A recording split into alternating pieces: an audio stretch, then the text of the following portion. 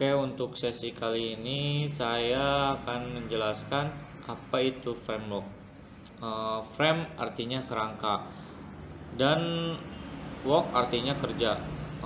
Jadi secara harfiah framework berarti kerangka kerja. Jika dihubungkan dengan pemrograman web, maka pengertian framework adalah kerangka kerja yang digunakan programmer dalam membuat website. Cara kerja framework dalam web development ini adalah bagian front end yang berfungsi untuk merancang dan mempercantik tampilan website seperti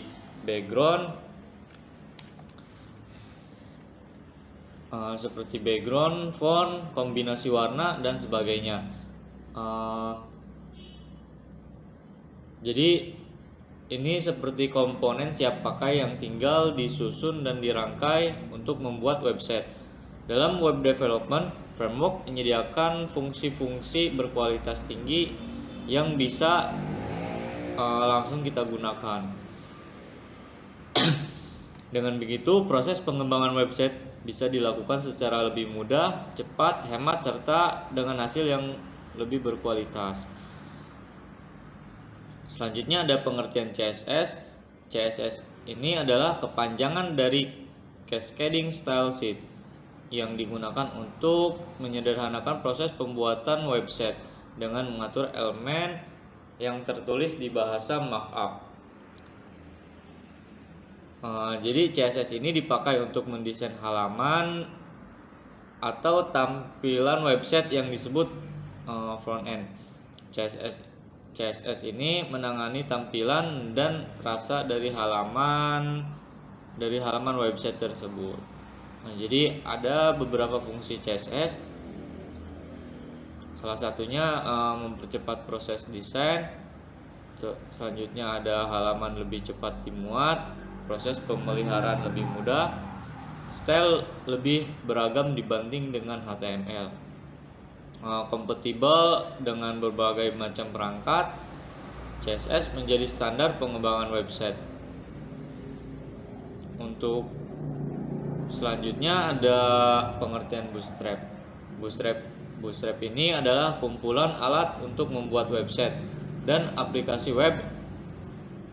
Ini berisi HTML dan CSS berbasis desain template untuk tipografi, bentuk tombol, navigasi dan komponen antarmuka lainnya, serta opsional JavaScript ekstensi. Sejarah perkembangan Bootstrap dikembangkan oleh Mark Otto dan Jacob Thompson sebagai kerangka untuk mendorong konsistensi di alat internal.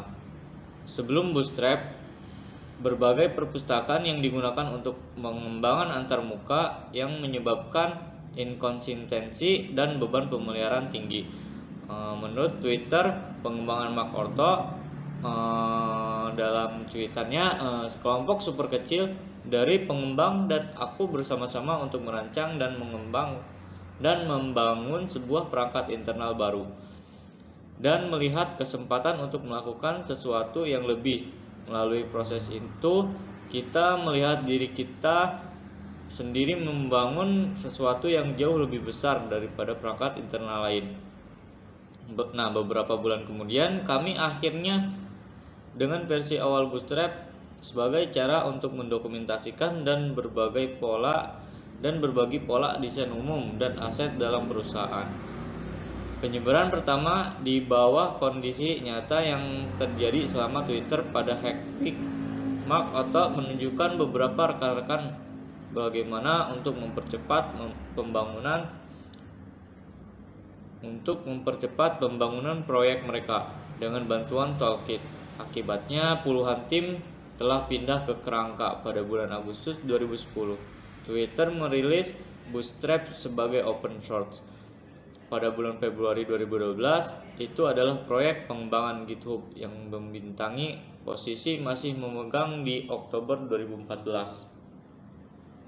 Mungkin hanya itu yang bisa saya jelaskan. Selanjutnya akan dijelaskan oleh rekan saya. Dipersilakan.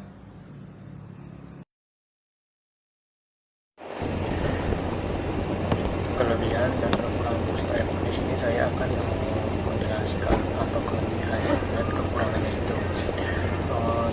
pertama adalah kelebihannya. Nah, poin pertama adalah dibangun menggunakan LESS. Nah, LESS sendiri merupakan salah satu bahasa pemrograman. LESS adalah preprosesor CSS yang memberikan sentuhan dinamis kepada CSS dengan fitur variabel serta operasi dan fungsi yang dimilikinya. Tujuan dibuatnya LESS sendiri adalah untuk memberikan kemudahan serta keringkasan dalam membangun tampilan website yang menggunakan CSS. Nah, poin kedua, kelebihannya itu sebuah teknologi CSS yang sederhana dan mudah untuk digunakan. Nah, poin selanjutnya, LESS juga menawarkan lebih banyak kekuatan dan fleksibilitas dari CSS pada umumnya. Nah, pada poin terakhir, dengan LESS, pengembang dapat mengakses dengan mudah informasi dan fungsi warna, variabel, dan operasi penggunaan. Nah, di samping kelebihannya itu, ternyata ada juga kekurangannya, yaitu yang ke satu, minim gambar karena memanfaatkan CSS 3. Nah, poin selanjutnya, belum mampu memberikan tampilan yang sesuai di semua browser. Nah, poin terakhir kekurangannya yaitu membuat kita sendiri menjadi kurang kreatif karena terpaku dengan coding yang dikembangkan oleh developer dan bukan kita sendiri. Terima kasih. Baik, yang selanjutnya yaitu fitur-fitur pada Bootstrap. CSS atau Bootstrap. CSS berisi style dasar atau reset, layout, tipografi, button, atau bawaan Bootstrap. CSS atau Bootstrap responsive. CSS berisi setting responsive design. Kita bisa memakainya bersama Bootstrap. CSS untuk membuat style Bootstrap menjadi responsif. Selanjutnya yaitu CSS atau Bootstrap Min CSS.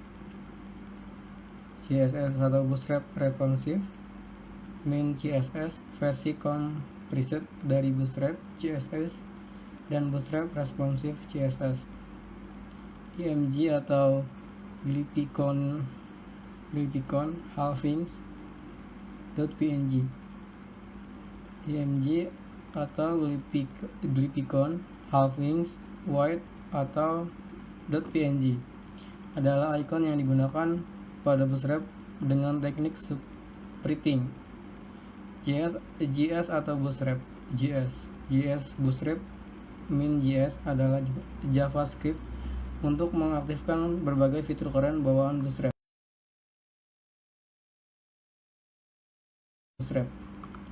Dan yang selanjutnya struktur dan fungsi. Bootstrap adalah modular dan pada dasarnya terdiri dari serangkaian yang menerapkan berbagai komponen toolkit. Sebuah style sheet di sebuah Bootstrap list mencakup komponen-komponen style sheet. Pengembang dapat menyesuaikan Bootstrap file itu sendiri, memilih komponen yang ingin mereka gunakan dalam proyek mereka. Penyesuaian yang mungkin sampai batas tertentu melalui style sheet konfigurasi pusat. Perubahan lebih mendalam yang mungkin oleh deklarasi kurang. Penggunaan bahasa style sheet kurang memungkinkan penggunaan variabel, fungsi, dan operator penyeleksi bersarang serta disebut mixin. Sejak versi 2.0, konfigurasi Bootstrap juga memiliki khusus atau custom pilihan dalam dokumentasi. Selain itu, pengembangan memiliki pada formulir komponen yang digunakan untuk menyesuaikan jika perlu nilai-nilai berbagai pilihan untuk kebutuhan mereka. Paket kemudian dihasilkan sudah termasuk style sheet CSS pre-bulk, sistem grid, dan desain responsif datang standar dengan 1170 pixel lebar. Tata letak jaringan atau pengembang dapat menggunakan variabel lebar tata letak untuk kedua kasus. Toolkit memiliki 4 variasi untuk menggunakan resolusi yang berbeda dan jenis perangkat ponsel, potret, dan landscape, tablet, dan PC. Dengan resolusi rendah dan tinggi, setiap variasi menyesuaikan lebar kolom.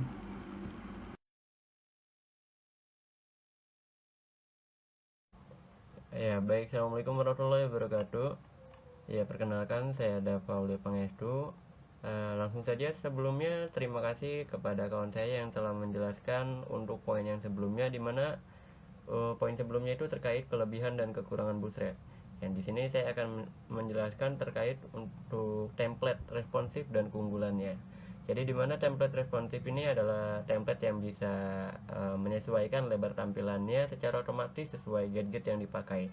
Misalnya untuk saat proses pembuatan ini kan menggunakan website desktop ya, dimana untuk monitornya pun lumayan lebar gitu kan.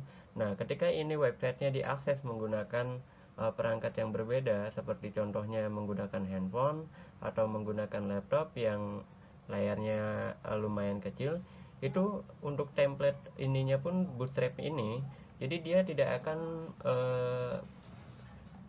satu ukurannya, melainkan menyesuaikan. Jadi itu yang disebut dengan responsif ya, seperti itu.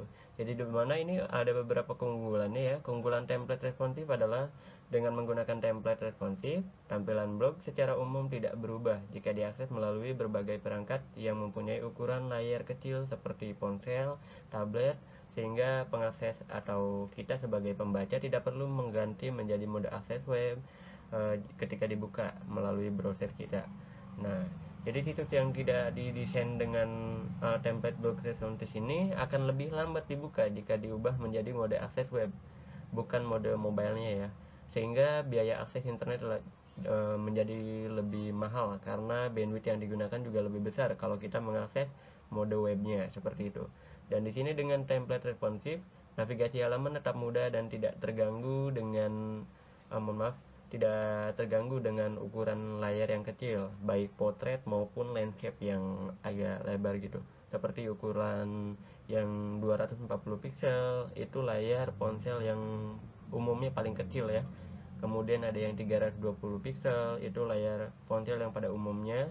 Kemudian ada yang 480 pixel itu layar smartphone. Itu yang sekarang-sekarang ini banyak yang beredar.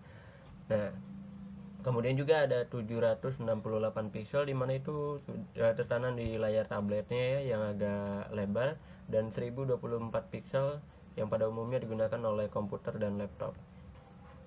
Ya, jadi karena tampilan ini tidak terganggu dengan ukuran layar yang digunakan, maka pengguna template ini pun juga dapat meningkatkan trafik pengunjung yang datang di perangkat mobile seiring dengan perkembangan teknologinya di bidang itu juga. Jika tema blog atau web adalah bisnis internet, maka dimungkinkan akan meningkatkan jumlah penjualan produk atau jasa seiring bertambahnya pengunjung yang datang. Jadi di sini sebagai author akan lebih mudah menulis atau mengedit posting dari berbagai media dengan ukuran yang beragam, karena template yang responsif ini menyesuaikannya seperti itu. Kemudian meskipun template blogger responsif memiliki beberapa keunggulan, nah di sini tetapi bukan berarti template ini SEO friendly, karena untuk keperluan itu diperlukan beberapa pengeditan template yang tentunya harus mengacu pada konsep dasar metode SEO ya, atau Search Engine Optimization. Jadi SEO-nya harus yang baik dan bijak seperti itu. Baik, seperti itu aja. Mungkin selanjutnya bisa diteruskan oleh kawan saya. Terima kasih. Assalamualaikum warahmatullahi wabarakatuh.